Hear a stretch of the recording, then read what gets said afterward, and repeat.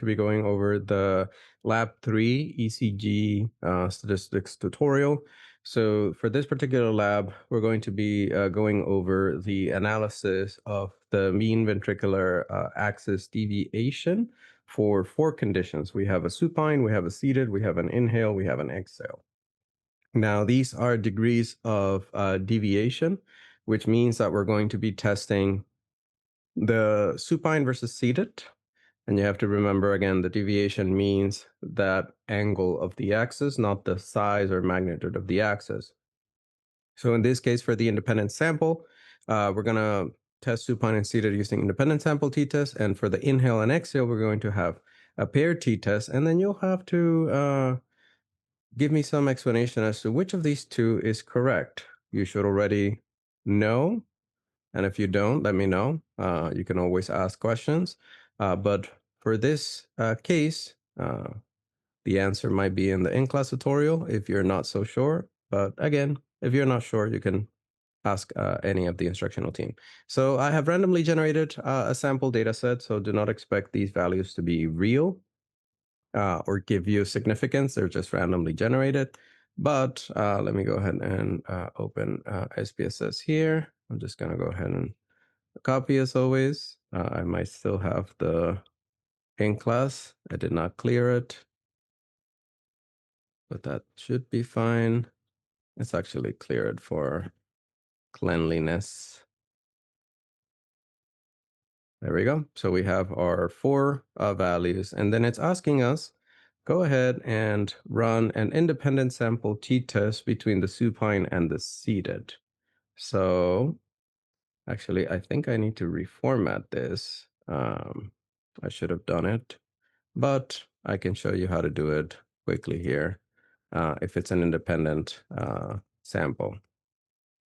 So if I want to do supine, I'm going to call supine 1, and the numbers are changing because I am randomly generating them. So don't be alarmed. And then I go here, and then I'm going to go ahead and do seated here. Come over here. I'm just going to go condition. And then I'm going to do 2 here. And nope, not that way. Like so, not that way. And I go over here. So that's basically how the software wants us to sort the data for an independent test. So I'm going to go ahead and copy paste this. I'm just going to paste it over here. Remember, paste with variables.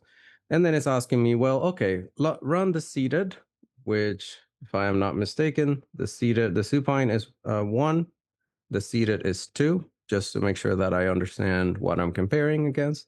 I go into compare means, independent samples, and then that one is just called supine, which is not the best name, but, and then condition.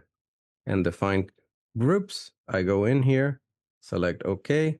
I always like to check the options. This one doesn't have that much options, so I just run and see. In this case, it gives me the averages, is asking the question of whether these two are different. And then here are the results. Now, I am only asking whether they're different, not whether one is higher than the other. So I would be selecting the two-sided. I am going to presume equal variance because they're coming from the same source. So this happened to be that it is not a successful test. It happened to be that I cannot quite tell these two apart. So I need to reject my null hypothesis. Of them being separate. Sorry, my alternative hypothesis, and I have to stick with the null hypothesis, which is I don't have enough evidence to tell them apart. So that is the first test that we're going to be running. The second is asking us to do inhale and exhale in a paired t-test. So I have my inhale and my exhale there. So I'm going to go ahead and to compare means, paired samples, and then my first pair is inhale. And then my second pair is exhale. And I don't know why that always happens. So I'm gonna go ahead, check my options, because I always like to check my options, and then just go ahead and click run. So the pair sample was between inhale and exhale. Again, we're actually checking whether there is a statistical significant difference.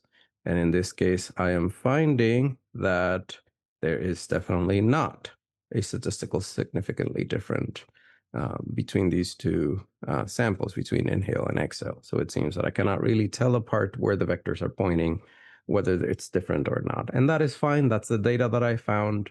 So in this case, I cannot say with confidence that these two are different.